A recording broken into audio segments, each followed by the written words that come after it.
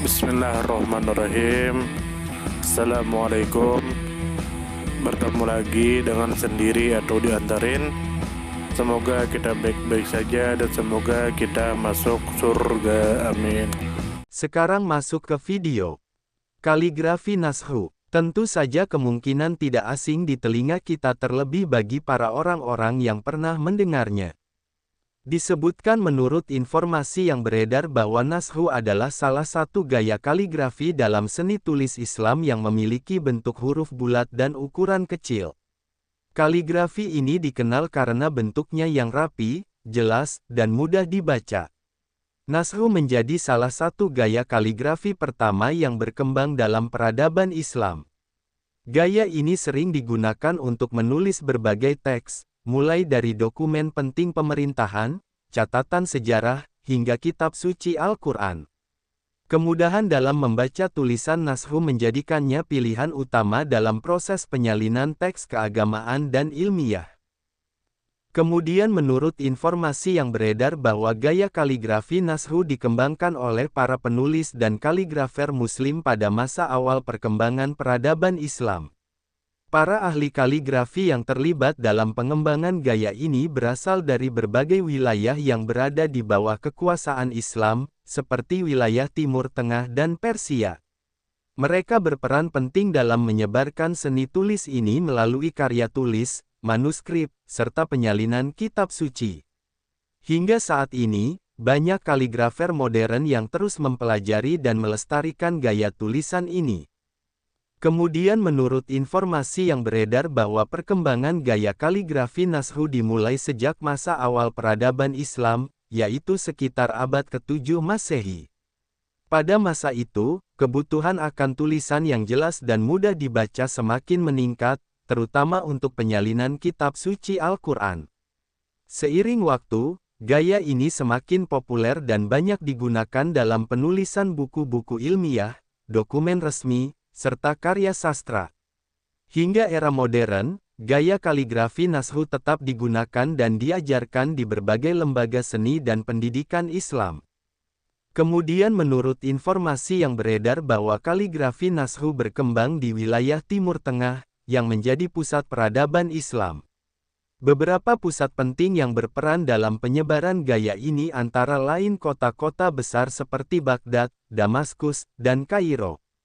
Dari wilayah-wilayah ini, gaya kaligrafi Nashru menyebar ke berbagai belahan dunia Islam, termasuk Asia Selatan, Afrika Utara, dan wilayah Nusantara. Dalam perkembangannya, Nashru juga digunakan di masjid, sekolah, dan pusat kajian keislaman di berbagai negara. Kemudian menurut informasi yang beredar bahwa gaya kaligrafi Nashru dipilih dan dikembangkan karena memiliki bentuk yang sederhana, jelas, dan mudah dibaca.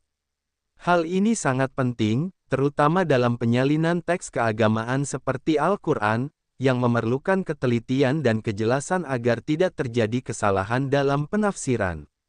Selain itu, gaya ini juga mempermudah proses pembelajaran membaca dan menulis bagi masyarakat pada masa itu. Kemudahan dalam membaca dan menulis dengan gaya Nashru juga mendorong perkembangan ilmu pengetahuan dan penyebaran pendidikan. Kemudian menurut informasi yang beredar bahwa proses penulisan gaya kaligrafi Nashru dilakukan dengan menggunakan alat tulis tradisional seperti pena dari bulu atau kayu yang diraut khusus. Tinta yang digunakan biasanya berasal dari bahan alami yang diolah sehingga menghasilkan warna pekat dan tahan lama. Para kaligrafer memerlukan keterampilan dan latihan yang mendalam untuk menghasilkan tulisan yang indah dan konsisten. Dalam pembelajaran modern, gaya ini sering diajarkan melalui kursus seni kaligrafi, buku panduan, dan pelatihan intensif di sekolah seni. Informasi tambahan dari berbagai sudut pandang. Gaya kaligrafi Nashru memiliki peran yang sangat penting dalam perkembangan peradaban Islam.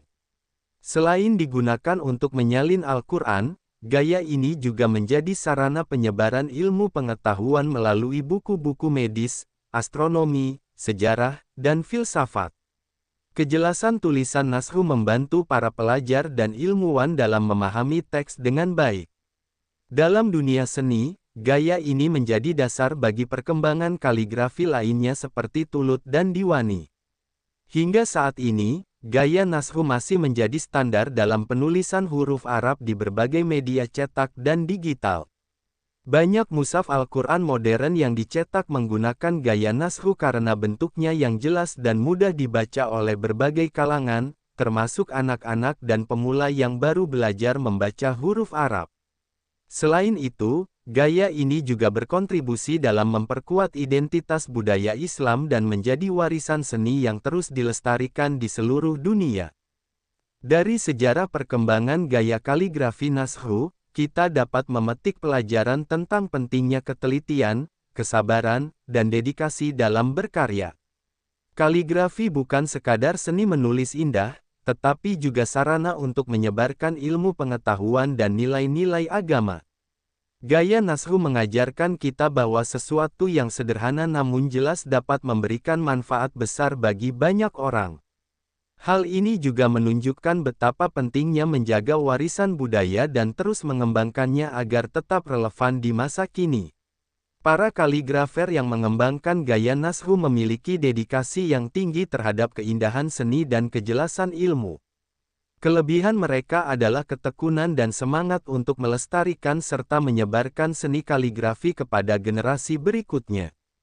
Namun, di era modern, tantangan yang dihadapi adalah kurangnya minat generasi muda untuk mempelajari kaligrafi tradisional. Saran yang membangun adalah agar lembaga pendidikan dan organisasi kebudayaan memberikan perhatian lebih pada pelatihan kaligrafi. Dengan menggabungkan teknologi modern dan pembelajaran tradisional, seni kaligrafi seperti Nashru dapat terus hidup dan berkembang, serta menjadi kebanggaan budaya yang mendunia. Sumber referensi Google Chrome dan ChatGPT.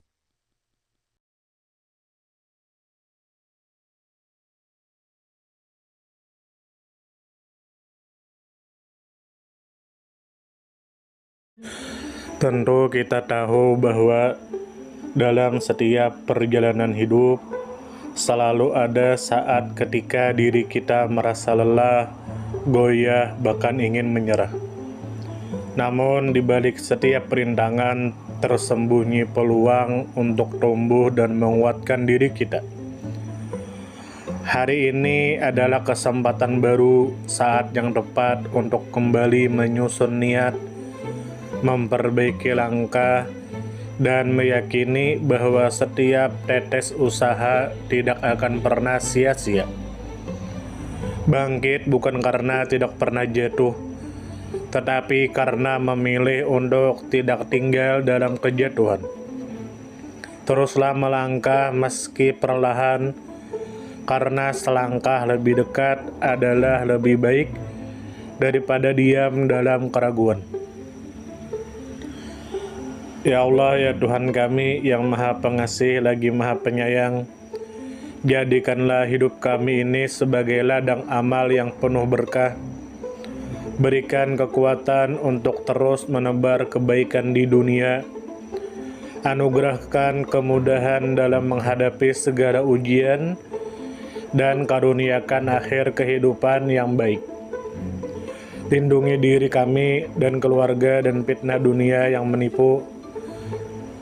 Jadikanlah akhirat kami sebagai tempat peristirahatan terbaik, dan masukkanlah kami ke dalam surga-Mu bersama orang-orang yang Engkau cintai, serta jauhkan kami dari siksa api neraka dan kemurkaan-Mu yang tak tertahankan.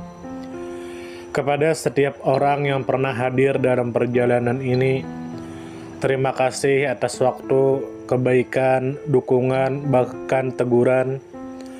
Maafkan atas setiap kata yang menyakiti, sikap yang mengecewakan, atau hati yang mungkin belum sepenuhnya mampu menjaga. Manusia tidak pernah sempurna, namun ketulusan untuk tetap terus belajar dan memperbaiki diri tidak akan pernah padam. Tentu kita tahu bahwa kebaikan tidak selalu datang dalam bentuk besar. Terkadang senyum kecil yang tulus, tangan yang ringan membantu, atau telinga yang mau mendengarkan sudah cukup untuk mengubah hari seseorang menjadi lebih bermakna. Jangan pernah kita menyepelekan kebaikan sekecil apapun, karena bisa jadi satu perbuatan kecil bisa menjadi rahmat Allah turun. Tentu kita tahu menjadi pribadi yang baik bukan berarti tanpa celah, namun menjadi pribadi yang senantiasa sadar dan ingin terus memperbaiki diri. Kebaikan itu menular, dan siapapun yang menanamkan kebaikan akan menuai kebahagiaan meski tak selalu terlihat oleh mata. Dunia membutuhkan lebih banyak hati yang lembut, tangan yang menguatkan, dan jiwa yang peduli. Semoga usaha yang dilakukan bernilai ibadah. Semoga hidup kita menjadi pemberat amal baik, dan semoga kelak ketika dunia telah kita tinggalkan, nama yang tertinggal bukan hanya sekedar dikenang, tetapi menjadi doa yang terus mengalir karena kebaikan yang tidak pernah berhenti untuk ditanam.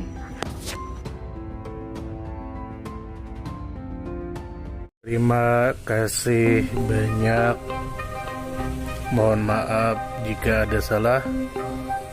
Silahkan jika suka ditekan tombol like, silahkan share, dan jika ingin memberikan saran dan komentar, silahkan komen.